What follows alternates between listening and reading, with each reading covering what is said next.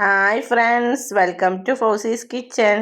ഇന്ന് നമുക്ക് Dubai kunafa chocolate ഉണ്ടാക്കിയാലോ. ഇതിന് വേണ്ടിയിട്ട് ഞാനിവിടെ 250 ഗ്രാം കുനാഫ ഡോവ് എടുത്തിട്ടുണ്ട്.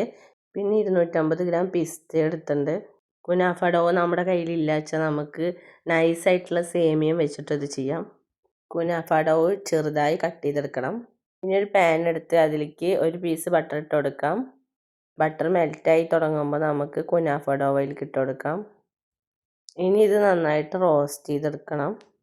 നല്ല കളർ മാറുന്ന വരെ നമ്മൾ ഇളക്കി കൊടുക്കണം. ഇപ്പോൾ ഏകദേശം കളറൊക്കെ മാറി ഇങ്ങനെ വരുന്നുണ്ട്.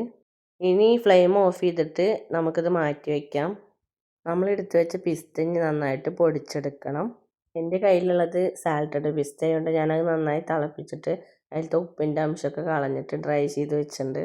ഇപ്പോൾ പിസ്തത്തെ വെള്ളമൊക്കെ പോയി ഇത് നന്നായി പൊടിച്ചെടുക്കുന്നുണ്ട്. ഇനി പിസ്ത പൊടിച്ചത് ഒരു ബൗളിലേക്ക് ഇട്ട് കൊടുക്കുന്നുണ്ട്. ഇതിന് നല്ല കളർ കിട്ടാൻ വേണ്ടിയിട്ട് പിസ്ത മിൽക്ക് മിക്സ് ചേർത്ത് കൊടുക്കുന്നുണ്ട്. ഇത് നന്നായി മിക്സ് ചെയ്ത് കൊടുക്കണം. ഇനി നമുക്ക് മിൽക്ക് മെയ്ഡാണ് വേണ്ടത്. ഇതിലേക്ക് മധുരത്തിന് ആവശ്യാനുസരണം മിൽക്ക് മെയ്ഡ് ചേർത്ത് കൊടുക്കുന്നുണ്ട്. ഇനി നമ്മൾ റോസ്റ്റ് ചെയ്ത് വെച്ച കുനാഫ ഡോവ് അതിലേക്ക് ഇട്ട് കൊടുക്കുന്നുണ്ട്. ഇതെല്ലാം കൂടിയിട്ട് നന്നായിട്ട് മിക്സ് ചെയ്തെടുക്കണം. ഇപ്പോൾ നമ്മുടെ ചോക്ലേറ്റിക്കുള്ള ഫില്ലിങ് ഇവിടെ റെഡി ആയിട്ടുണ്ട്. ഇനി ഞാനിവിടെ മെലോയുടെ മിൽക്ക് കോമ്പൗണ്ട് എടുത്തിട്ടുണ്ട്. പിന്നെ ഞാൻ 2 ഡയറി മിൽക്ക് കൊടുത്തിട്ടുണ്ട്. 500 ഗ്രാമിൻ്റെ മിൽക്ക് കോമ്പൗണ്ടാണ്, പക്ഷെ ഞാൻ അതിന് 100 ഗ്രാം മാത്രമേ എടുക്കണുള്ളൂ. ബാക്കി 2 ഡയറി മിൽക്കാണ് ചേർത്ത് കൊടുക്കുന്നത്. ഈ ചോക്ലേറ്റ്സൊക്കെ ചെറിയ പീസുകളാക്കിയിട്ട് ഒരു ബൗളിൽ ഇട്ട് കൊടുക്കാം. ഇനി നമുക്ക് ഈ ചോക്ലേറ്റ്സൊക്കെ മെൽറ്റ് ചെയ്തെടുക്കണം. ഞാനിവിടെ ഓവനിലാണ് മെൽറ്റ് ചെയ്തെടുക്കുന്നത്. ഓവൻ ഇല്ലാത്തവർക്ക് വെച്ചാൽ ഡബിൾ ബോയിലിംഗ് മെത്തേഡ് ഉപയോഗിക്കാവുന്നതാണ്. ഇപ്പോൾ നമ്മുടെ ചോക്ലേറ്റ്സ് നല്ല മെൽറ്റായി വന്നിട്ടുണ്ട്. ഇനി ഒരു സിലിക്കോണിൻ്റെ മോൾഡ് എടുത്തിട്ട് അതിലേക്ക് ബട്ടർ തേച്ച് കൊടുക്കുന്നുണ്ട്. ഇനി നമ്മൾ മെൽറ്റ് ചെയ്ത് വെച്ച ചോക്ലേറ്റ് മോൾഡിലേക്ക് കുറച്ച് ഒഴിച്ച് കൊടുക്കണം. മോൾഡിൻ്റെ എല്ലാ ഭാഗത്തു കൂടി അതൊന്ന് ചുറ്റിച്ച് കുറച്ച് തിക്കിൽ തന്നെ ആയിരിക്കണം, ഇല്ലെങ്കിൽ നമ്മുടെ ചോക്ലേറ്റ് പൊട്ടിപ്പോവും. ഇനി ഇതൊരു 5 മിനിറ്റ് ഫ്രിഡ്ജിൽ വെക്കാം. ഇപ്പോൾ ഫ്രിഡ്ജിൽ വെച്ചിട്ട് നമ്മുടെ ചോക്ലേറ്റ് അതിൽ സെറ്റായിട്ടുണ്ട്. ഇത് നമ്മൾ നേരത്തെ തയ്യാറാക്കി വെച്ച കുനാഫയുടെ ഫില്ലിങ് ഇതിലിട്ട് കൊടുക്കാം. ഫില്ലിങ് എല്ലാ ഭാഗത്തേക്കും ഒരുപോലെ ഇട്ട് കൊടുത്തിട്ട് മുകൾ ഭാഗമൊക്കെ ഒരേപോലെ ലെവലാക്കി കൊടുക്കണം. അപ്പോൾ നമ്മുടെ പിസ്താച്ചിയോ കുനാഫൊക്കെ നമ്മളിങ്ങനെ ലെവൽ ചെയ്ത് കൊടുത്തിട്ട് ഇപ്പോൾ നല്ല ഭംഗിയിലായിട്ടുണ്ട്. ഇനി നമുക്ക് മെൽറ്റ് ചെയ്ത് വെച്ച ബാക്കി ചോക്ലേറ്റ് ഇതിൻ്റെ മുകളിലൂടെ ഒഴിച്ചു കൊടുക്കണം.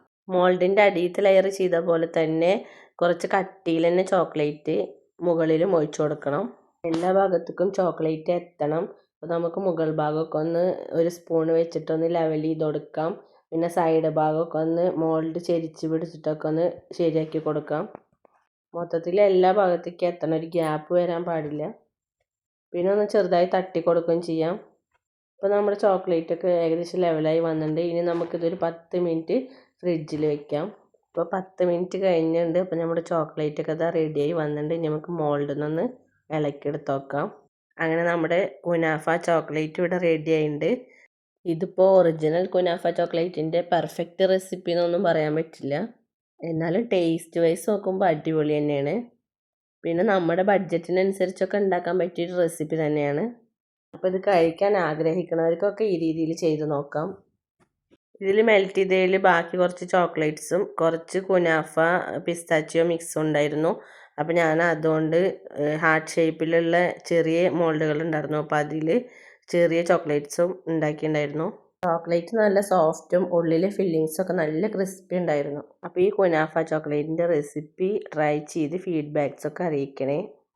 വീഡിയോ ഇഷ്ടപ്പെട്ടാൽ സബ്സ്ക്രൈബ് ചെയ്ത് സപ്പോർട്ട് ചെയ്യണേ കൂട്ടുകാരെ. താങ്ക്